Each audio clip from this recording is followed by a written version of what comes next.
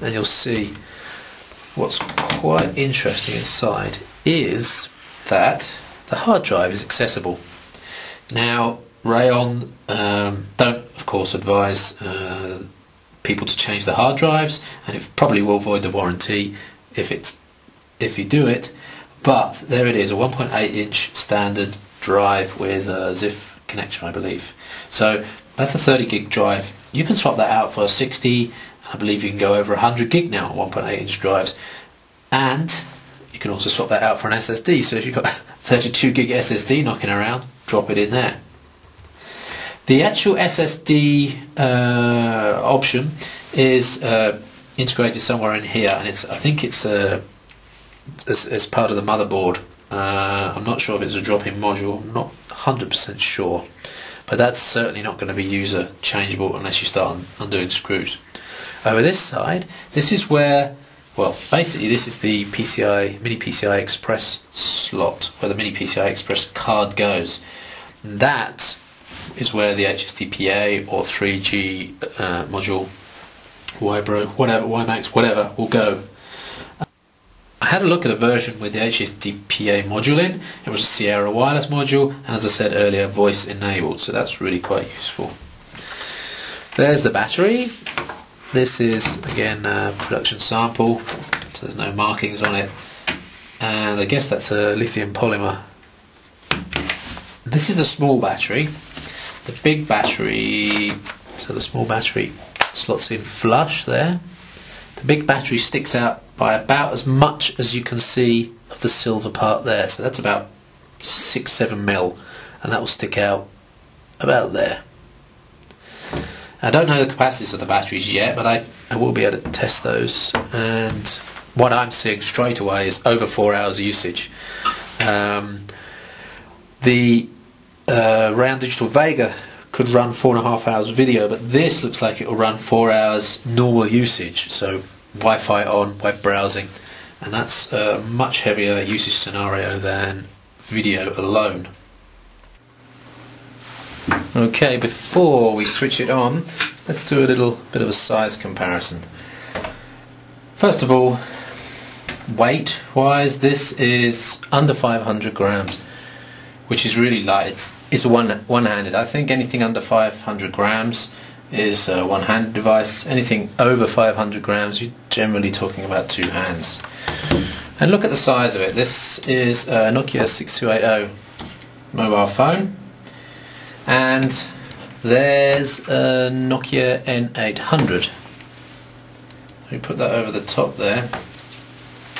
You can see that the Everun is not that much bigger. Okay, the difference actually is the difference between pocketable and not pocketable as far as I'm concerned. The N800 is something you can put in your pocket. The Everun is something you might be able to put in your cargo pants, or something you could put in a jacket pocket, but it's not really a pocketable device. But take a look at it in comparison with the Samsung Q1 with the extended battery,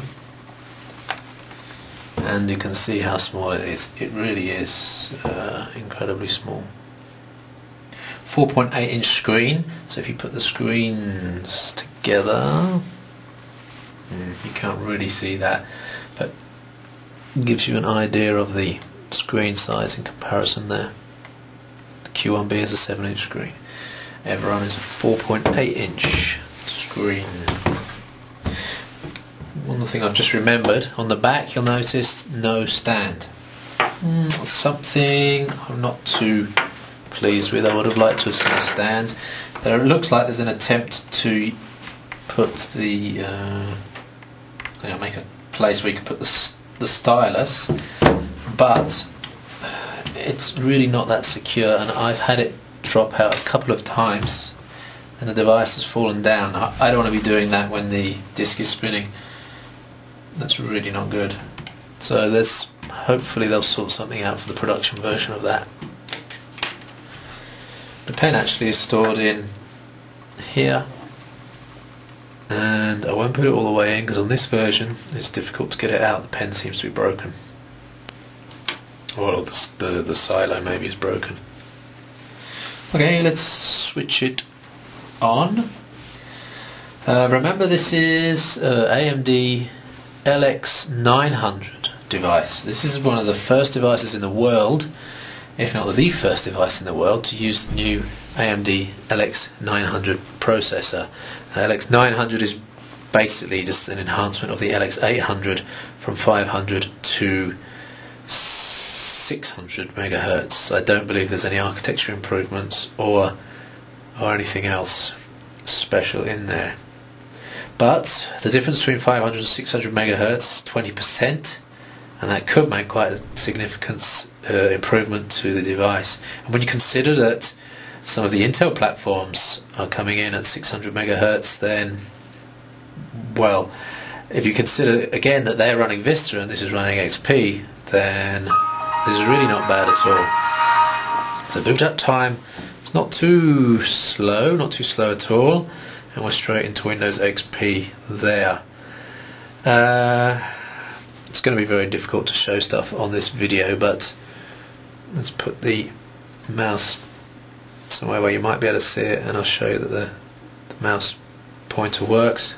In fact, it works much better with a thumb. Probably, I don't know if you can actually see the pointer there, but it works. So clicking stuff is fairly easy. Going into control panel brings it up fairly swiftly, and that all works nicely. I'm just trying to get into an angle where you can see things. 1 second, I'll turn the lights down. Okay. You still can't see much, but at least you'll be able to see the backlight on the keys there, and that's really useful, and that goes across to the function keys as well, and you can see my flashing red light on the camera.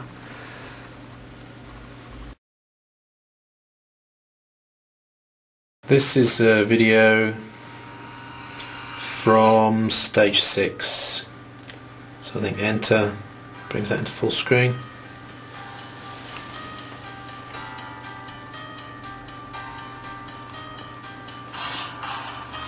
Turn the volume up a bit.